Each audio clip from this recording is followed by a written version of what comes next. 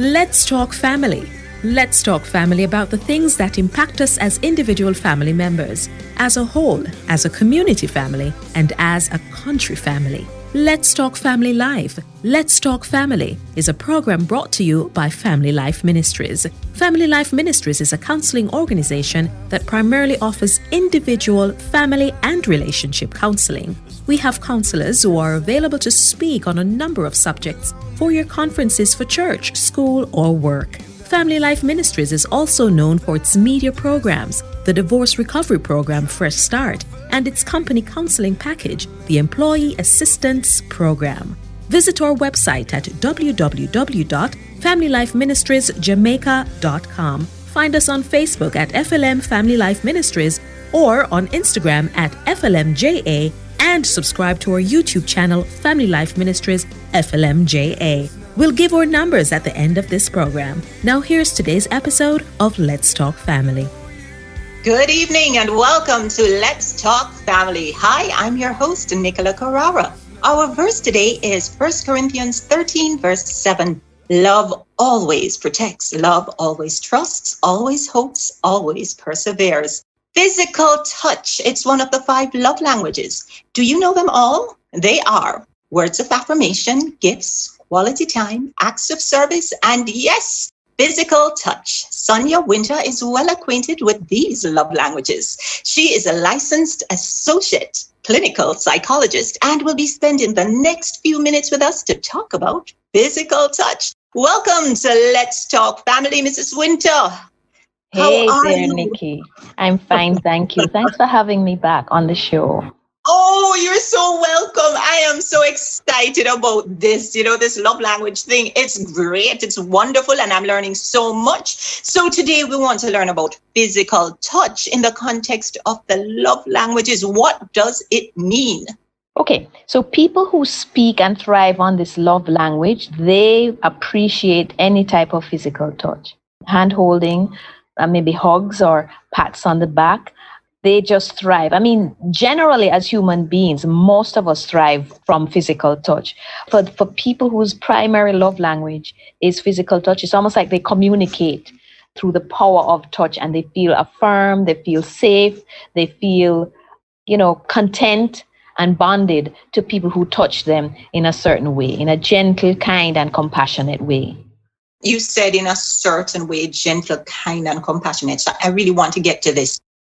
Is there a touch that is bad? Because some people may not like the physical touch. It may bring up something about their past. What happens in a case like this? In that case, physical touch is not this person's love language. And in fact, for many people, particularly people who have experienced physical trauma, touch can often be a very triggering and unpleasant experience. So this is a person that we're not speaking about this person at all when we talk about using the love language of physical touch. There's some people also that it's not even about trauma. People who are tremendously ticklish, they become very anxious as people get closer and come into their personal space. Yes. You know what I mean? And so they do not speak love language. They do not speak physical touch as their love language. Okay? So we're speaking specifically to the person for whom a touch makes them feel comfortable, safe, secure, not anxious, not afraid, not threatened. Okay, but what about the woman who says, well, if you don't beat me, he don't love me? Well, again, that's something that life's experiences have taught her. It's not healthy. It's not healthy at all, because now we're not talking about physical touch. We've gone over into physical abuse. And even if her understanding of physical abuse is that it's an expression of love, it is a warped understanding of love. And it's something that is extremely detrimental to the self-worth, to the physical safety, and to the mental health of the person who is experiencing that kind of event. Oh, wow. So then who decides what touch or touches are loving? That's something that life almost teaches us. So if I'm in a relationship with somebody, it's almost through experimentation. It's almost through by being and experiencing touch of different types with this person that reveals to me and the person who is interested in me what kind of touch makes me feel comfortable and what kind of touch does not make me feel comfortable. So it's a bit of a learning experience rather than an active decision taken by any one person. Okay, that's good to know. But now we're in COVID time, Sonia. With all this social distancing, how are we doing this physical touch now? Do you know what? We're not allowed to physically touch. And there are several studies that were just released over the last 2 or 3 weeks that I came across that's showing how people's mental health in general is suffering because they're not able to connect by physical touch. Remember earlier I said that by and large, human beings thrive from a certain type of touch. In fact, mammals thrive from touching. But for some people, it means more to them than the average person. And that would be the person whose love language is physical touch. But the fact that all of us can't touch anymore is having an effect on our mental health and our well-being. Because remember what I said in a couple of shows back, that we are social animals and we experience that social safety quite often by touching is one way that we experience that. So I've had this experience. I don't know if you've noticed it, Nicola, where you've been around somebody, particularly children. You know, my nieces and nephews have come to visit. And when they're leaving, there's this yearning in me to hold on to them. And as they leave and you can't touch them, you feel this longing that's just not satisfied. And it's because your need for physical touch and expressing connection to this person in that way is frustrated. Wow. So what can you do? And even in a long distance relationship, because it seems like this is becoming the same thing with the social distancing and the long distance relationships. What can we do to actually feel that physical touch in some way? You know what I would say? I would say that what we have to do is lean perhaps on the other love languages. Sure, it might not be the primary love language of some individuals, but maybe what we have to do is then lean on the others, lean on a secondary love language or express another type, you know. And then, of course, always just being able to share what's going on. For instance, my husband traveled recently, and when he came back, he had to be quarantined in the house. So here he was some yards away from me, and we could only talk to each other and we couldn't touch. And I felt my mood just becoming dark. And it took me perhaps a week or so to realize that just the need to touch this person that's so important to me and not being able to was having an effect on me. And then just being able to talk about it, share, you know, give words to it, bring it to light, kind of help to ease the burden that was causing. And I guess we have to look toward a better day. You know, we're being told that 2021, we can't be too optimistic that everything about 2020 is going to be undone. But I guess we have to have hope that a day will return when we once again can kind of interact with each other in ways that are comforting. And hopefully also what we learn from it is to appreciate it and not take it for granted, you know, having been deprived of it for such a long time. That's true. You know, something just dropped into my head. So I just want to go over it with you. What if, say, a husband, they're not around, they're stuck in 2 different countries, sent a little teddy bear to his wife and says, put his cologne on it and say, whenever you feel for a hug, just hug the teddy bear. I love that idea. I love that idea, Nicola. Very creative. And as I said, you know, long distance relationships require a tremendous amount of creativity, and couples have to be so deliberate. You know, I think that long distance relationship is not something you take on casually without deliberacy, planning, recognizing that you're going to have to go the extra mile if your relationship is going to continue to thrive with this huge stressor as a part of it. And so that's a creative idea for bonding across the miles, for sure. Yeah. And you know what I found also, you spoke about children, because I do work with children also.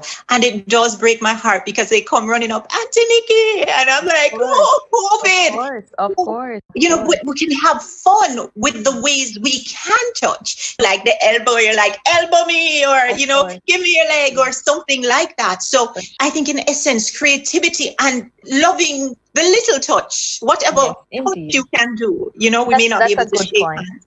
That's certainly a good point, Nikki, for sure. Yeah, because we may not be able to shake hands and we may not be able to hug. But again, as you say, appreciate what you can do and when you can do it, and to be creative about it. So, Sonia, what about PDA? You're just expressing all this touching, just in front of everybody. and the other person is uncomfortable. How do you work that out? Okay, it's the easiest example to use is in an intimate relationship, and that does happen often, where one person has a need to be all over, hugging, touching in your lap, rubbing your head all over, whereas the other person's almost like their personal space, they're more protective of it and they're very uncomfortable. Their partner is important to them. They're kind of uncomfortable when they feel like their partner is intruding on them, when their partner crosses that, that personal space line. That does happen a lot. And it is in those situations, it's again, communication, being able to identify what's going on with you, how you're responding to the other person, being open and authentic about it. It's a difficult conversation to have sometimes because the person who has the need for physical touch can often feel a sense of rejection. And so it's how to be open about your need. And again, it's a negotiation, because, I might not be able to have you hugging me all the time, but if we go out, I will hold your hand for, say, a few minutes until between the car and the house or something like that. And that might satisfy you. But it's a negotiation. And always in these difficult negotiations, when you can get to the point of where humor is involved, like, I know you're something else. I know you and your hands. What are you, an octopus or something like that? And you can introduce humor into it. Humor kind of breeds a sense of acceptance. You know what I mean? My love language is not about you and it's not about rejecting you. It's just what I understand and what's comfortable for me. How do we work together around this and come to a negotiated position where both of us feel heard and understood more than anything else? Right. And getting the love language that is needed also. Right. But I think what we're saying is sometimes you're not going to get it to the extent that you want it. It's going to be give and take. You know what I mean? Because one person may just not be comfortable. And so it's a give and take, okay, I won't be all over you all of the time, but, can you hold my hand? So I'll feel more secure when you hold my hand if we go out, and I'll give you a personal space when we're at home, for example, since you're not so comfortable with the touchy all of the time. So it's about sharing, being open, and then together being able to come to a negotiated position. Right. So it's compromise. And then maybe you could find out what that person's secondary love language is and probably give that instead. Exactly, for sure. So I'm willing to give up a little bit of my needs in exchange to satisfy your secondary love language and vice versa or something like that. Compromise, as you said. Compromise and communicate. That's very important. Mrs. Sonia Winter, thank you so much for this series. It has been so informative. I know I have learned a lot, and one day I will be able to put it in practice with probably another partner. So just thanks a lot for all that you've said. And I just want you to be blessed, and also all the listeners who are just hearing us right now. Thank you all. And remember, love better.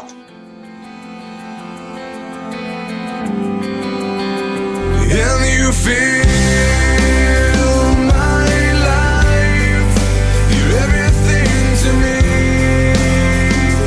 and there's nothing else I need anymore.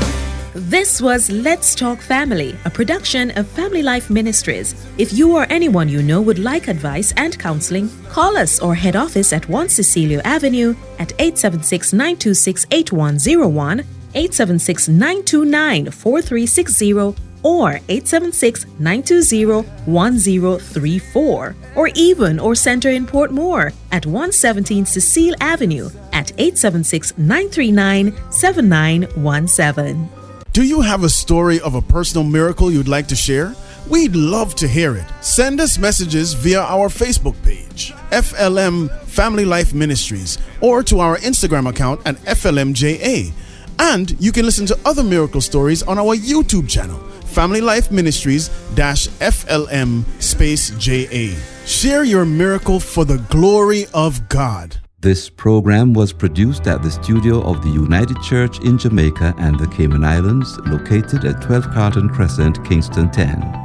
Call us at 876-926-6059 for information about our most competitive rates for your voiceover and broadcasting needs.